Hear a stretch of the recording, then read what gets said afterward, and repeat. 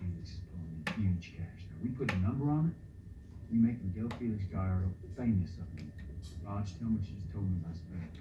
DEA in Madrid's up on some dealer from Cadiz for about 6 months. Now, one of the numbers he calls the most is here in Guadalajara, Hotel America. So Spanish cops put in a diplomatic request for a tap on this end. Now, this from Spain doesn't ring any alarm bells, gets approved. This gives us a backdoor warrant to tap Felix's entire operation. That gets DC to wake up, force the Mexicans to act. That's how this gets done. These are because we can send me a fucking result. Ooh.